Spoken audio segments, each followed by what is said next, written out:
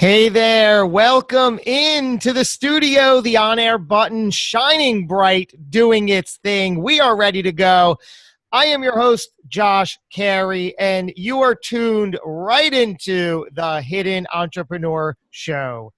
If you ever find yourself complaining or crying out, why me, why me? Not only are any of those excuses about to end, but your desire, motivation, and inspiration to get things done are literally going to skyrocket. Here's the thing. We're about to chat with a gentleman who, get this, used to weigh over 500 pounds. He used to be scared to write articles, and he had zero confidence. Here's the thing. Today, he is known as the blind blogger. That's right. He lost his sight at the age of 12, but here's the extraordinary thing. You wouldn't know it. I've had several email correspondences back and forth, and you wouldn't know it. You read through the pages of his incredible website in awe at all of his accomplishments, and you wouldn't know it. His book is called Leading You Out of the Darkness into the Light, a blind man's inspirational guide to success. I am already inspired. Please help me welcome my guest today. It's Maxwell Ivey. How's it going, Maxwell? Hi, Josh. I'm doing really well.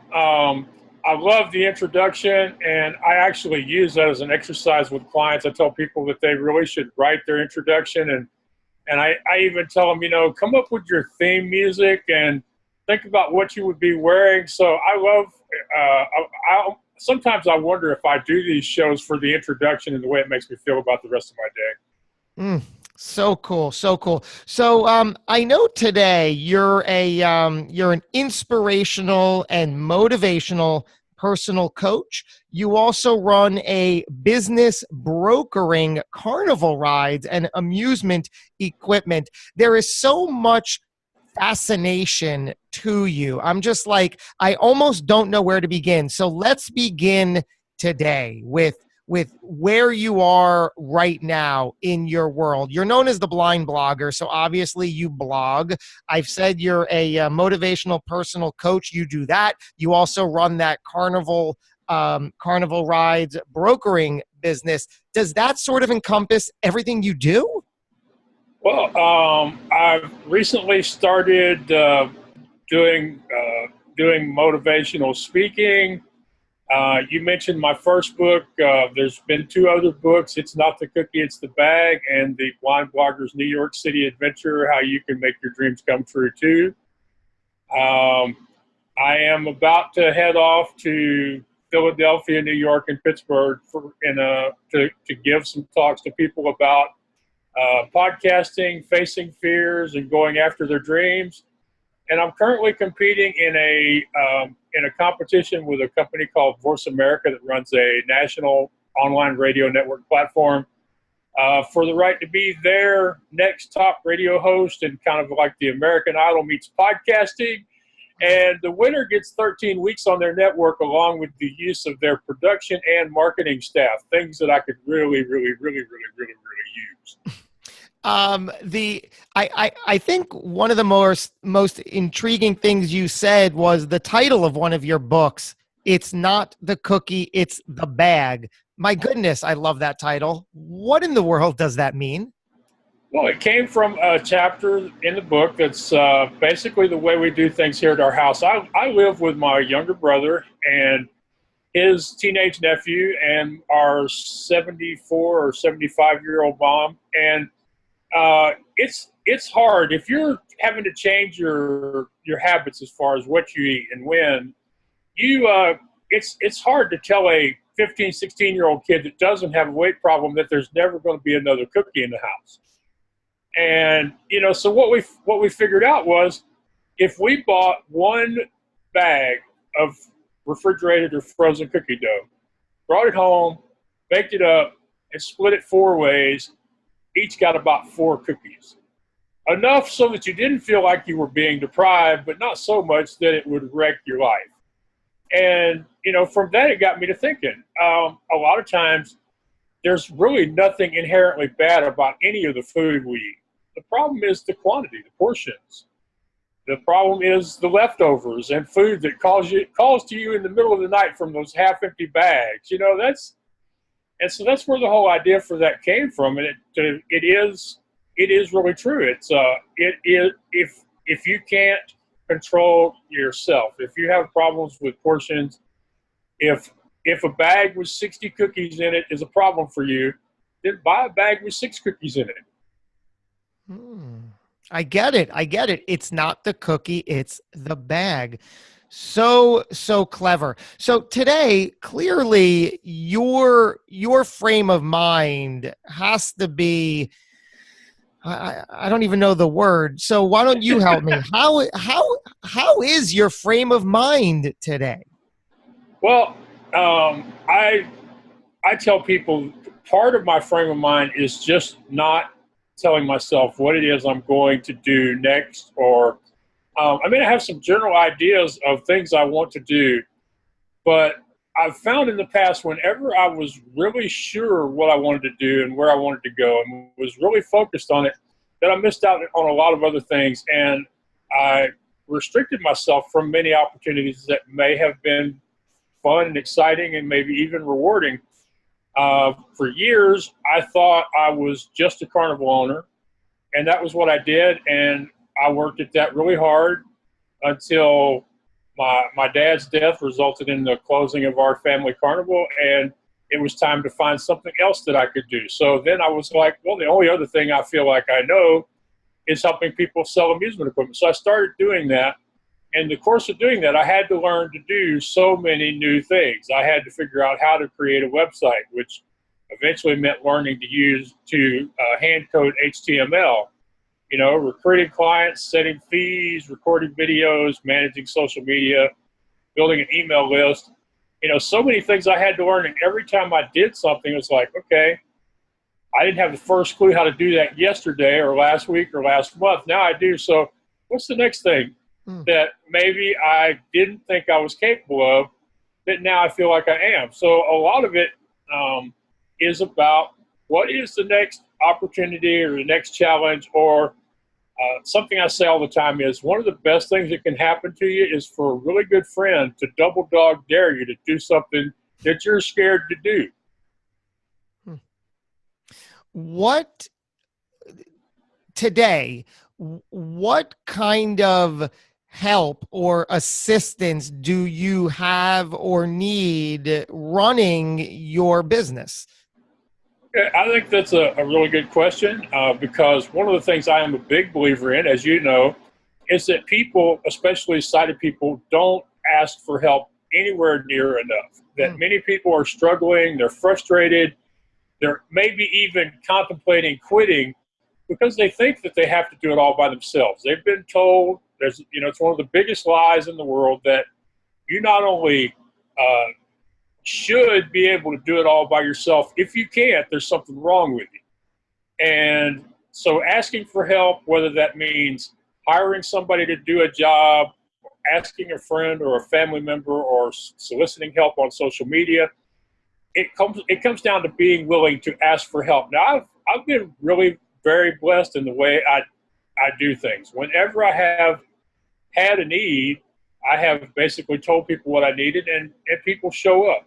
Sometimes it's been people who have volunteered to do work for me for free. Sometimes they've done it for less than what they would usually charge. Sometimes they gave me installment plans when they don't usually do installment plans. The main thing is I was sincere about the need, and I asked. I let people know it. And here's something I like to make sure I share this every time I do an interview because it's really important. It will help people understand and get past this whole block with asking for help. And what I tell people is when you refuse to ask for help, you rob the other person of the joy they would have received from helping you. And I find that when a lot of people take it off of themselves and get ego out of the equation and think about the other person and start to think, there are people out there who have spent years, maybe even decades, learning a series of information, creating a skill, practicing a talent. There are people who have lots of information and abilities out there, and many of them would just love it if somebody would come along and appreciate them and say, hey, I don't know what the heck I'm doing. It's obvious to me that you really know this area. Could you please help me? And almost all the time, the answer will be yes, or maybe it'll be yes, but not right this second, or it might be yes, but I may have to charge you, or yes, but you may have to do something in return for me. But if you're willing to ask, good things happen. I actually got caught on the other side of this yesterday because I was visiting somebody's Twitter profile that has a radio show, and I said, hey, when is the blind blogger going to be on your show? And the guy wrote back and he said, sounds interesting. What about you have me on your show as well? And I had to reply to him. I said, it's nice when people use my own words against me. Because I'm always telling people, if you don't ask, they can't say yes. That's something my daddy taught me back a long time ago. So it's a little aggravating, but it is kind of funny when somebody uses your own catchphrase against you. I love it. Let's go back to the beginning. I know you lost your sight at 12. I want to go back to even years prior to that. Help us see and understand as a young boy, what was life like as a young child growing up for little Maxwell Ivey? Well, in my family, my grandfather had 6 kids, and in our family, just about everybody in the family was in the amusement industry in one way or another.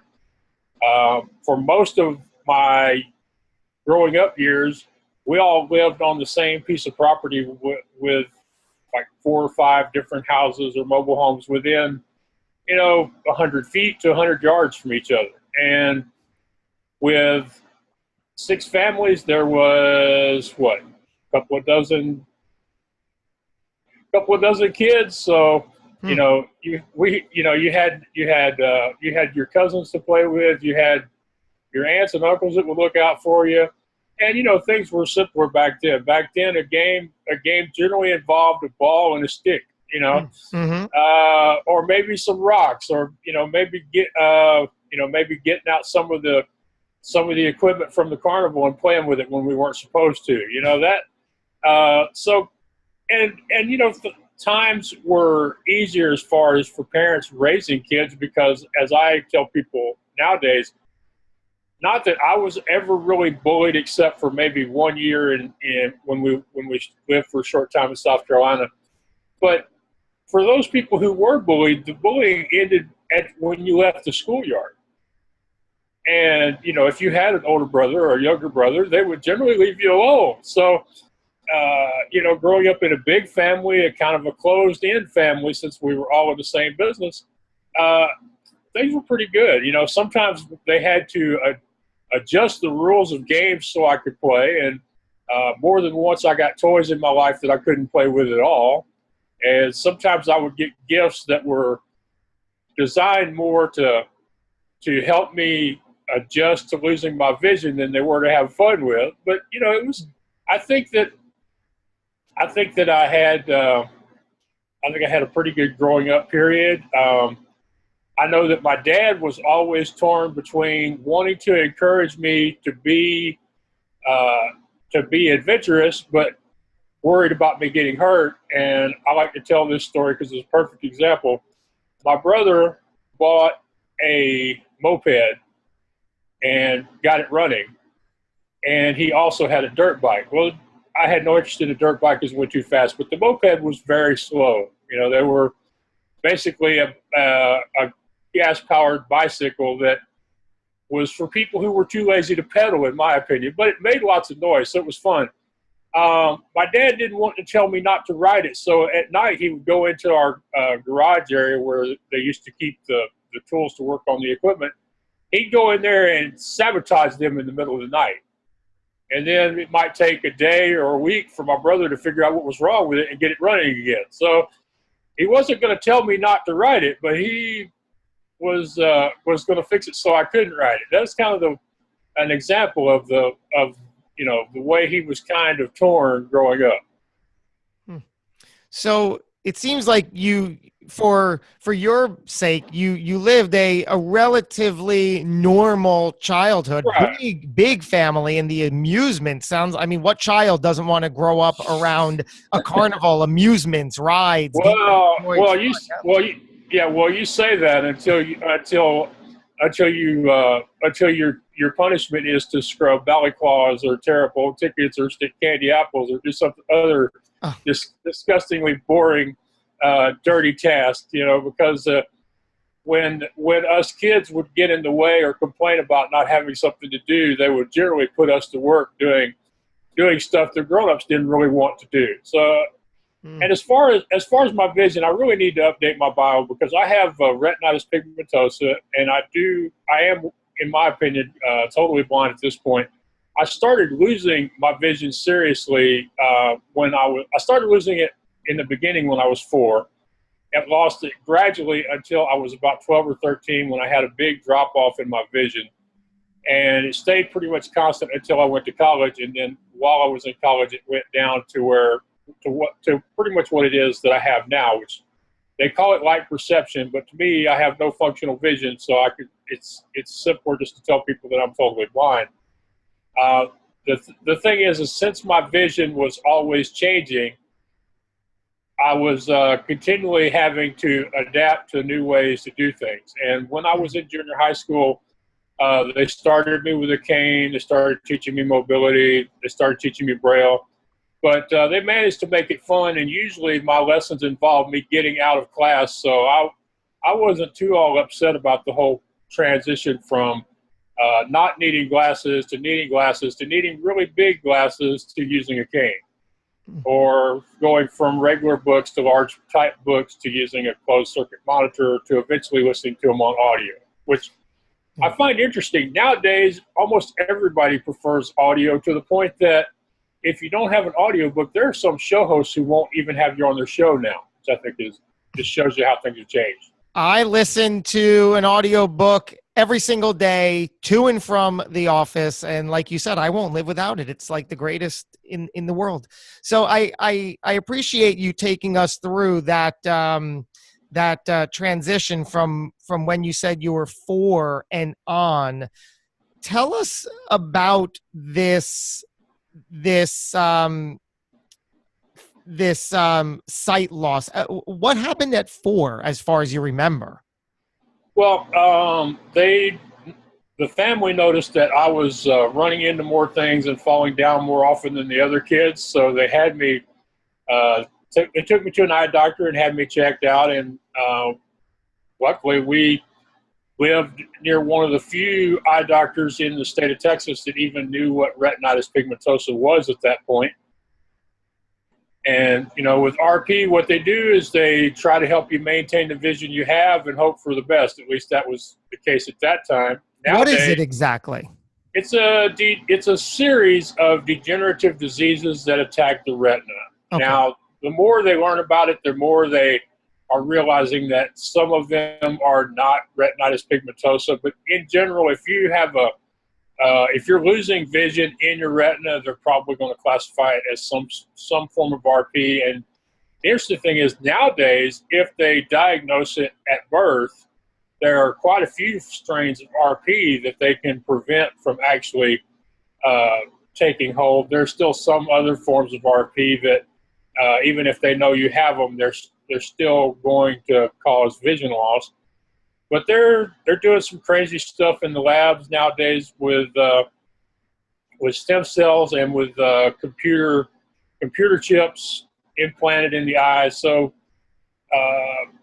maybe not in my lifetime, or maybe not at the point in my lifetime where I would want to go through a potentially risky therapy to get my vision back.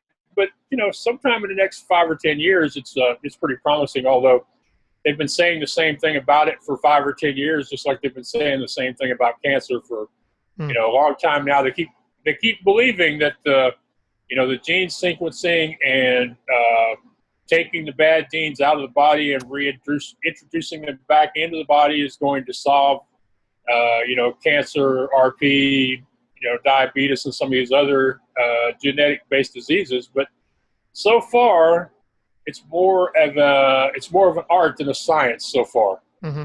Can you describe for us, going through your 4, then your 8, then your 12, and then through high school and college? I know you said that it got progressively worse.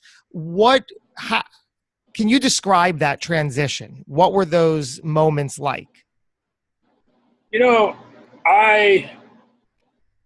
I'm one of these people who is generally more about the how and the next thing in the future than I am about what's going on right this minute. But the one thing I remember a lot was the frustration of, okay, we were just talking about reading and audiobooks. The one thing that I remember the most, it was the frustration when I could no longer read a book for myself.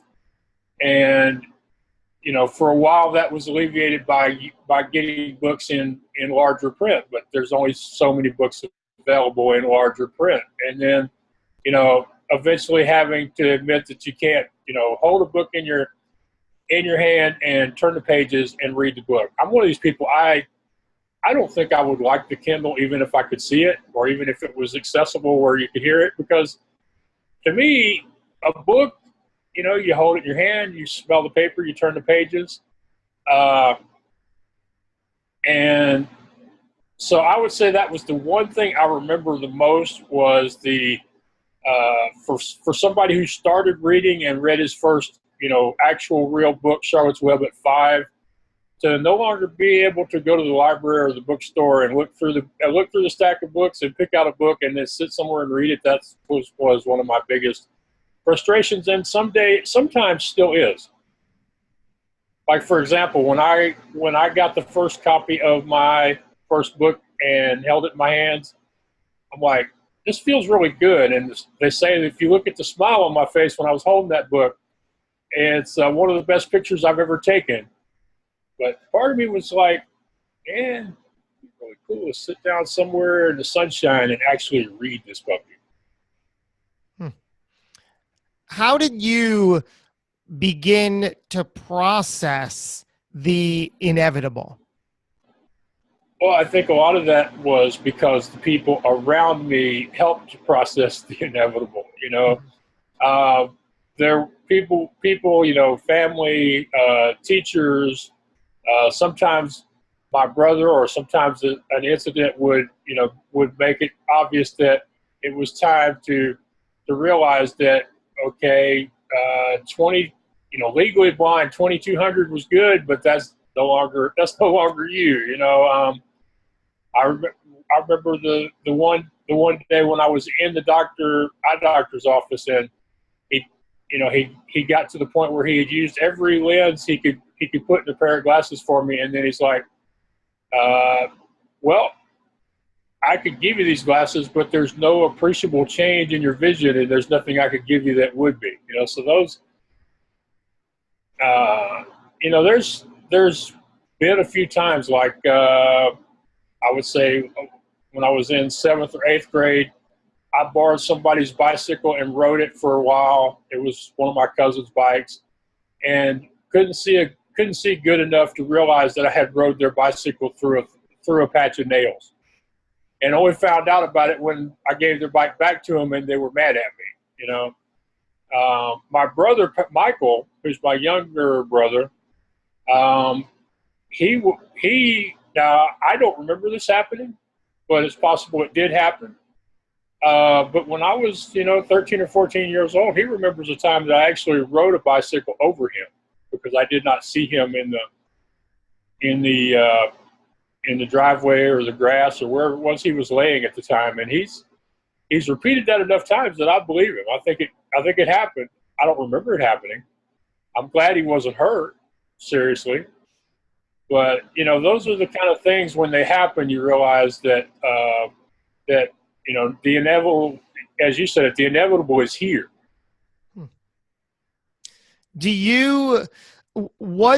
Today we know how extraordinary you are, and we're gonna unravel all of that moment where you are today. Leading up to that for years, I started part of the introduction saying you were, my goodness, 500 pounds. Now I know you're at least half of that. Yeah. More than, so, and also, you mentioned that you had zero confidence. What were the perhaps natural progression of the predominant emotions that you had to work through? Was there anger? Was there disappointment? What did you have to work through there? Well, when the family business went out of business, the first thing we did was we connected up with my uncle's carnival. So we took a couple of our rides and a couple of our games in our food trailer and went on his midway. Now, my uncle and his family have competed bitterly over the years with my dad and our family for bookings, to the point that, mail has been opened, voicemails have been deleted, and people have returned calls as if they worked for somebody else, and more than once, it was suggested that my dad was dying before he passed on from lung cancer. So, we competed bitterly with these people. We didn't like them; they didn't like us. So, when we went out of business, it's like, come on, do we have to lose to them? Is there nobody else we could work with besides them? And so, for a couple of years, I tried to make that work. I was raised by my dad, who never really liked being on another man's midway. Didn't really care for any of these, for my uncle or for these particular two cousins, because growing up, we just never got along. The parents didn't like each other, so the kids kind of didn't. But I realized right away that they wanted our bookings, didn't want our rides or our games over there. So they gradually took steps to where our rides were no longer able to work, so we sold them. And then the same thing with all but one of my games. And then at the last, my cousin put up a third game. I had a game where kids would win inflatable toys every time, and he had a similar game, but then he put up a third one. And with two of them on a midway of 15 to 20 rides, it was all right. It wasn't great, but I could stay in business. But when he put up the third one, that pretty much run me out of business. So during this 3 years after we joined up with them, I was trying to do the equipment selling part-time, at night or when we weren't open. And I was trying to find ways to keep my game relevant where it would make money. And then eventually it got to the point where we were playing the Texas Pecan Festival in Groves, Texas. It had beautiful weather, lots of people on the midway. My booth was stocked with plenty of licensed toys, and didn't make no money. So I came home, discussed it. I said, if I didn't make any money this week, I'm never going to make any money. So that was when I decided to start the Midway Marketplace and start doing that full time.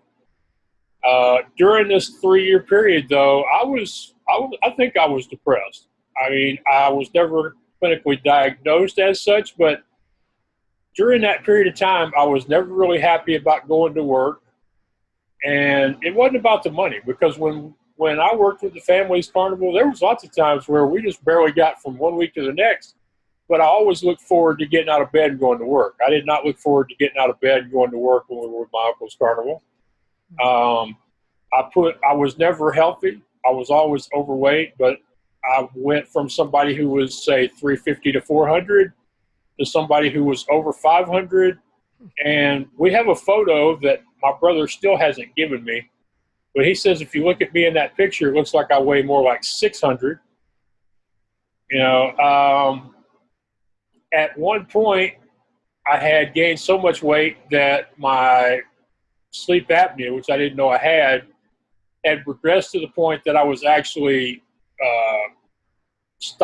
my breathing was actually stopping while I was asleep, and I was urinating in the bed, which is actually how a lot of this all got started, because I almost got thrown out of a cheap motel in Fort Lavaca, Texas for messing up their sheets, and that forced me to go see a doctor. And the doctor said, "Mr. Ivey, if you don't change the way you're living, you're not going to be around here much longer." He said, "If I were you, the first thing I'd do when you get home is go see a doctor and start taking care of your health." And I did go see a doctor, and the first thing she did was she said, "Mr. Ivey, I think you have sleep apnea. I think you've had it for a long time, and I think it's a severe case."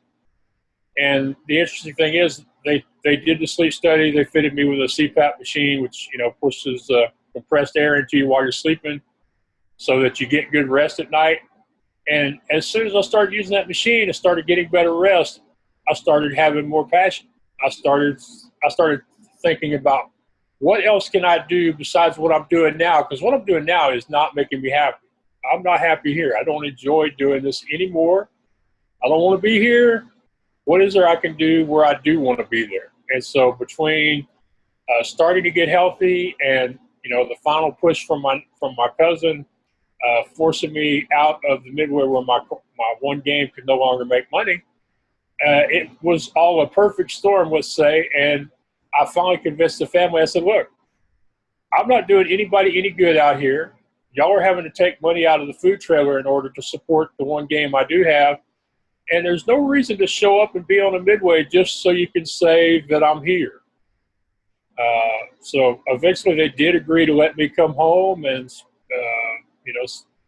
whenever they were working in the area, they would stay here. They would have people come by, or they would be here during the week and they'd go work on the weekends. But, it went from, me working with my dad every day, us being a partnership and working our butts off to build something, to being part of a midway I hated being on and being really, really unhealthy, to starting something that was actually mine, to the point now where if you got a chance to read much of that first book, I actually thank my cousin in there, because I feel like he did me a favor by forcing me off of his show. Because without that, I wouldn't have had the time and the space to get physically healthy. I wouldn't have had the total time to dedicate completely to building something that's my own. And while he has more money and more stuff, I've been around him. I'm not 100% sure he's as happy with what he's doing as I am with what I'm doing. Isn't that a magnificent turn of events, that in the moment for you and him or whoever else involved, it may not have seemed like the ideal scenario, having you part. Maybe you didn't even know what was going to be next, but what you did know on some level was that, goodness, this is not serving me anymore. 100% true. Yeah. This is not making me happy. This is not moving me forward. All I'm doing here is dying slowly.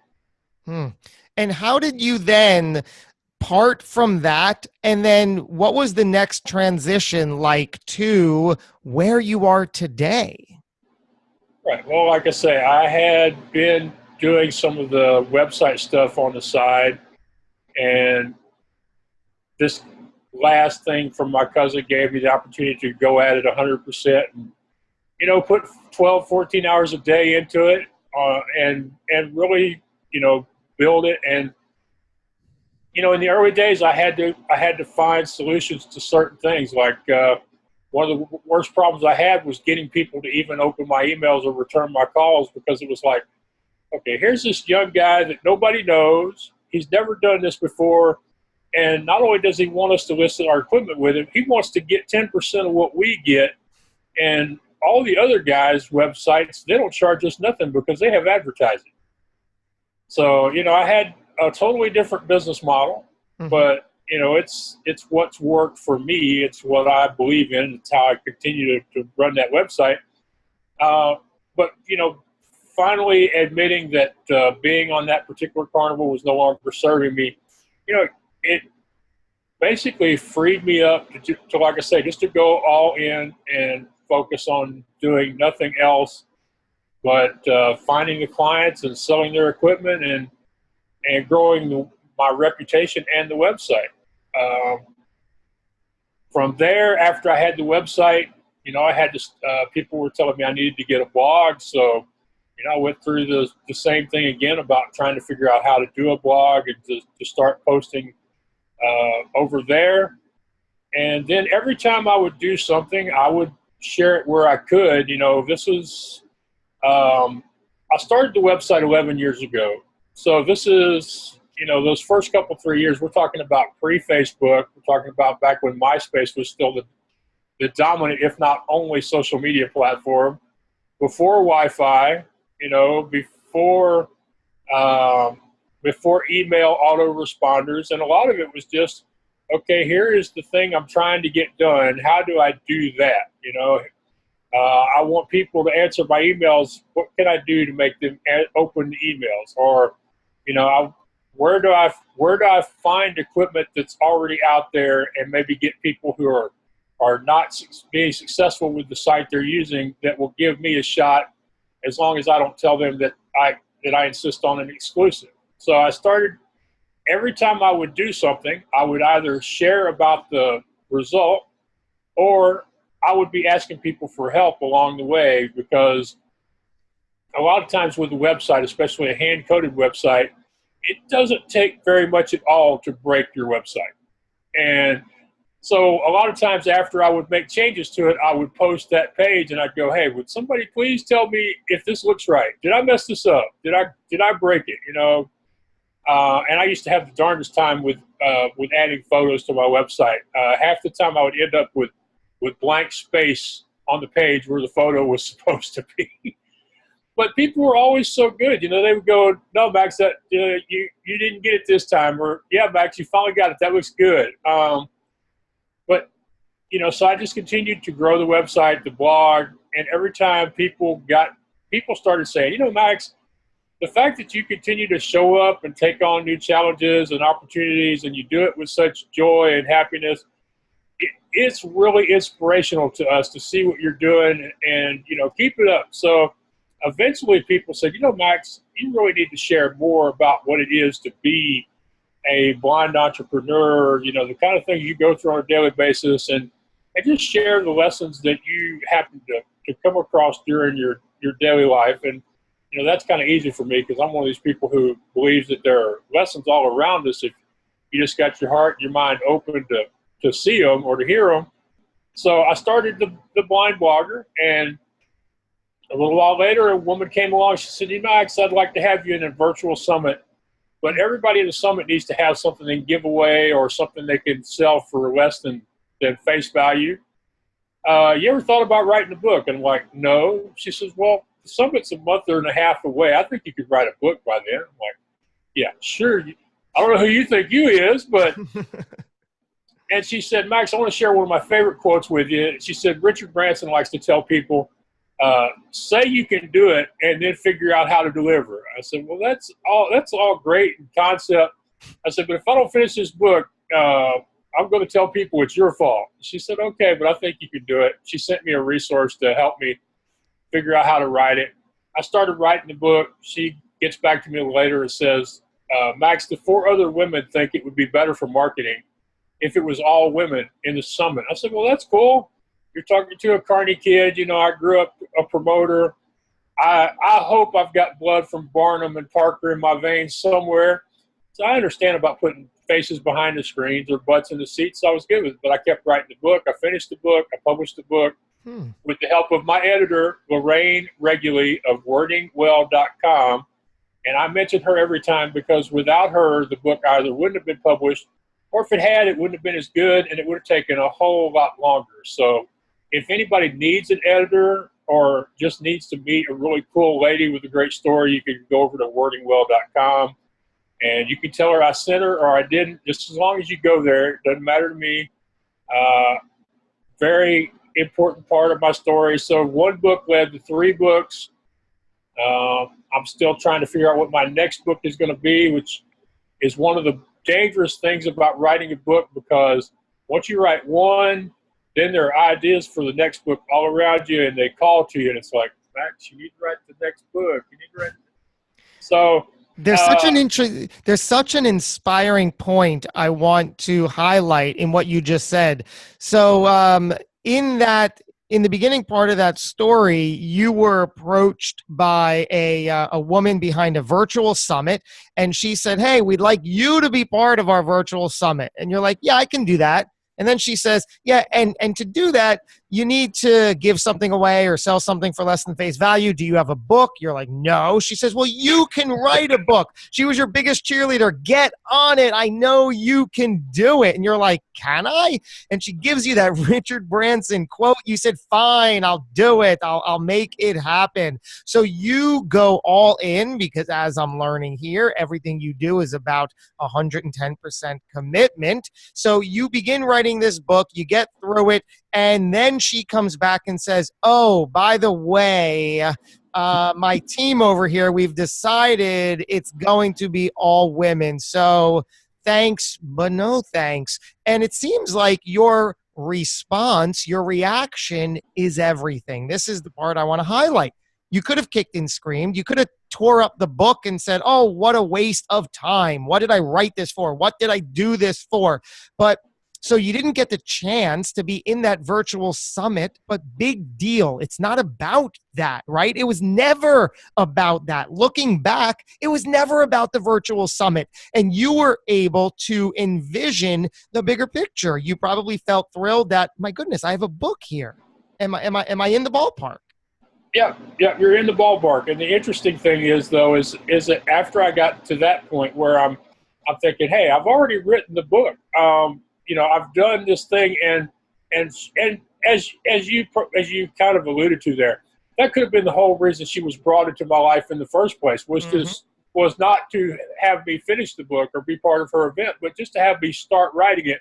Because, I was one of those kids in school that I enjoyed writing. Teachers always liked my writing. People were generally wanting me to write stuff. So in the process of doing this, I also rediscovered my love for writing. So that was another side benefit of this. But after, I'm like, yeah, I've written the book anyway, and I'm happy she got me started. I'm not going to quit. Then it was, okay, but how do I publish this thing? And, how to get to that next step. And luckily, I knew somebody who had helped me with a blog. So she's like, yeah, she stepped in to help me with the thing. But when it came time to finally submit it to Amazon, or to send the finished manuscript to my editor, those same things that every author feels when they get ready to publish went through my head. Is like, are they going to want to read it? Are they going to think it's stupid? Are people going to go, what makes him think that he has a right to expect that we want to read his book? So you have all those stupid gremlins that show up when you get to that point where you're actually going to put your work out in the world. But luckily I was surrounded by people that I had met over the years, some great people. Most of them I've never met in person, but only online. And, we got the book out there, and it's has it been a bestseller? No, but I've gotten enough emails and enough reviews on it from people who've read the book and who feel like they were at least partly changed by reading it, that I'm very happy with how that book turned out, especially for something, as you say, that it was really all about just getting me started writing and getting me started sharing my story on a bigger level than simply a blog post. So inspiring.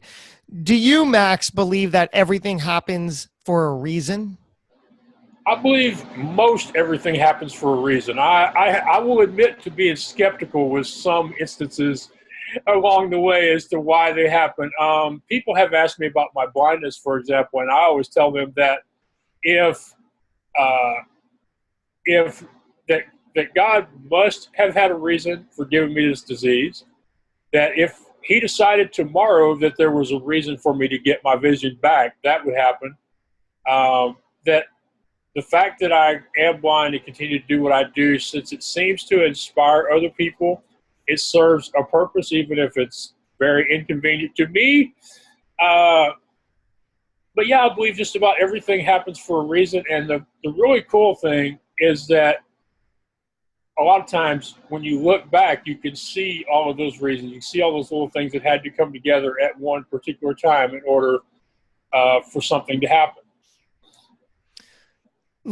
I know your reach, your influence is vast. I mean, I've the list on your website of all your appearances, everywhere you're quoted, all the places you've contributed, it just scrolls on and on and on. Can you pinpoint, does one particular story stand out of how you've seen the response from what you do come back to you? One particular response. Is there a person or a story that sticks out that because of you? I can't think of any big stories, but recently I shared online about how I was submitting a pitch to the to be a TED speaker. If you're going to be a public speaker, a lot of people have launched their careers at TED's events. And one of the followers online wrote to me and said, Max, because you posted about the fact that you're going to do this, I'm now going to be doing a TED salon event in San Antonio, which a salon event, for people who don't have any experience with TEDs at all, is an event where you show up and you work with people from the local organization to craft a speech, to work on it during the day, and then give a 5-minute talk at the end of the day. So here's somebody who's never given their first talk, and because of me sharing that experience, they're going to be in San Antonio going through it and giving their first little 5-minute talk for a TED's audience, which will be a pretty large audience between the organizers and all the people there who are also wanting to learn more about speaking. Absolutely amazing. Are you spiritual or religious in any ways today? Well, I've always been religious. I've always believed, because there've been too many times in my life where it would have been where I wouldn't have been able to get to the next place if somebody wasn't looking after me. And so, yeah, I like to tell people I had faith before I had a church. And not that anybody ever asks, but I am a Jehovah's Witness. I'm what's considered an unbaptized publisher, which means, I will shortly be an unbaptized publisher, which means at this point I don't currently go out in service. I don't go door to door yet, but that's going to happen shortly. I believe in the Bible, and I generally like to be around positive, happy people who do their best. And of course, we're all going to fall short because we're all flawed human beings. As Jimmy Buffett says, we're all fruitcakes. We're all taken out of the oven too soon. But yeah, I like to be around people who at least try to find their answers in the Bible. And of course, we can all agree or disagree over what certain parts of the Bible mean, because it's a long book. There's a lot of symbolism in it. And but yeah, you're the first person who's ever asked me that question or hinted at asking me that question, and I feel kind of good for answering it. I feel pretty good about it, so thank you. Pleasure. How do you keep your positive attitude? What do you really attribute that to? Well, part of it is years of practice. I like to believe that you can only have a positive attitude if you've been through a lot of crap during your lifetime. The more adversity you face, the better those positivity muscles, those bounce back muscles get bigger and stronger every time you fall down. So, but one of the things I like to tell people is, when it comes to being positive, a lot of it is, first, you're deciding that you're going to be positive. There are things in your life that are positive if you look for them. And think about it this way. If you lose the remote to your TV, how do you find it? you find it because you know it's in the house somewhere. You don't know where, but you know it's there somewhere. And you keep looking until you find it. You know, if you don't find it on your own, you yell to your wife or your kids and you go, hey, who lost the remote? Where is it? Let's find it. And then if you still can't find it, you've still got options.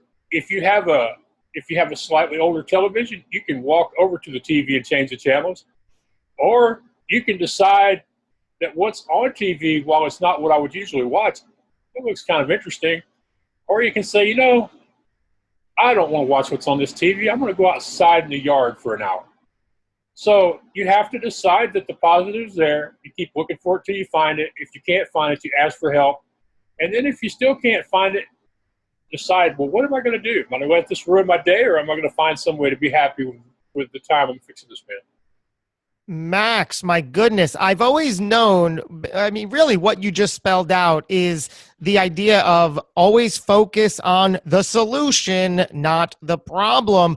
And it's to hear it phrased in that cohesive, incredible, extraordinary context of you lose the remote. How perfect, how universal that we can all understand and relate to that. And I love how you gave a handful of options. Okay, look, you can't immediately find the result. Try this. That doesn't work. Try this. But it's all about deciding. It's all about choice. And we all have a choice in every moment of our lives, how to react, how to live, and what meaning to give it. Or as I like to say, you have to decide to find solutions instead of making excuses. Absolutely perfect. What in the world is next for you, Max? I don't know. I get this question all the time, and I personally hate it because I've learned over the years that the best things that happen to me don't always happen because I made them happen or because I consciously made them happen. I like to say don't put limits on God because he has dreams that are bigger for you than anything you can imagine on your own. So I never really know. Right this minute, I'm going to do my best to win the Voice America contest and see if I can't get my own radio show in addition to my podcast or take my podcast on the radio. I have invitations from friends in the UK, fellow bloggers and podcasters, to come over there and spend some time with them, which I really would love to do. I want to do. I'm going to do it sooner or later. But that first trip, that plane ticket from the U.S. to the U.K., that's a doozy, as Bugs Bunny used to say. So you know that I love to sing. One of these days I'm going to sing in front of a national landmark or on a major stage. I recently admitted this to an interviewer, and I surprised myself. I said, you know, one day I'd love to stand on the stage, on the Grand Ole Opry stage at the Ryman Auditorium and sing something. I don't play a musical instrument. I don't write music. I don't arrange music. So it would have to be somebody else's music. But I was willing to admit that to myself recently. And it's like, Max, that sounds a little bit egotistical, but it's something I'd like to do. I'd also like to appear on Sesame Street and speak at and give the commencement address for my alma mater. Those are some things that I would like to do in my future. Who knows when, where, if they will happen. Absolutely beautiful. And I love your answer. You immediately, when I said, what's next, you said, I don't know. And that is obviously that's fine. That's as great of an answer as anything. But what's also wonderful is that you have a whole list of things that you would like to do. No interview, I know, with you would be complete without even talking about, you of course mentioned it. You're a singer. You like to sing. Would you possibly give us the honors of a few bars here? Well, I'm going to tell you what I would tell anybody else who asks that question. Never ask a singer if they want to sing, because the answer will never be no. You can drag them out of the ICU unit at any local hospital and ask them if they will sing, and they are going to try. So sure, I will be happy to do that. Let's go, Max, whenever you're ready. All righty. When life held troubled times that had me down on my knees, there's always been someone to come along and comfort me. A kind word from a stranger just to lend a helping hand, a phone call from a friend, just to say I understand. Now, ain't it kind of funny out at the dark end of the road, someone lights the way with just a single ray of hope. Oh, I believe there are angels among us, sent down to us from somewhere up above. They come to you and me in our darkest hour to show us how to live, to teach us how to give, to guide us with the light of love. Wow. Thank you. Thank you. Thank you. Well, thank you for asking me. It's been too long since somebody asked me to sing, and I was actually starting to get a little upset about it. So thank you.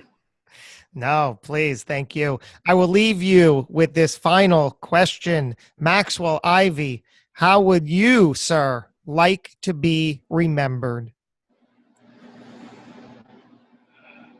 I'd like to be remembered as somebody who, no matter what it was thinking about helping others before helping himself.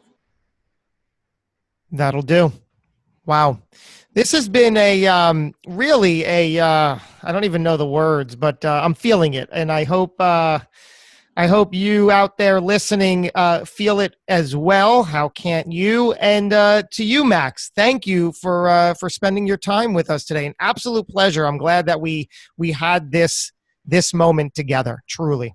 Well, thank you. I appreciate you taking the time. I know that you, like other podcasters, you put a lot of time and effort and sweat and passion into this. And without you, there wouldn't be an opportunity for somebody like me to go on TV or radio or YouTube and share his story from his house as opposed to having to come meet everybody in person. So I really appreciate what you do. And I want, just for people who don't realize this, I do a lot of interviews. It's been rare that I've done an interview with somebody who, one, had as much prepared and as many notes as you did, judging by the paper you were rustling before we started, and who's asked some questions that other hosts either wouldn't answer or just didn't answer, or didn't ask. I really applaud you going places that other hosts, even after I tell them that there's never been a question I didn't answer, that, you really worked hard to get me to cover topics and to cover them more in depth and say things that I don't recall ever sharing on other podcasts or shows before. So thank you.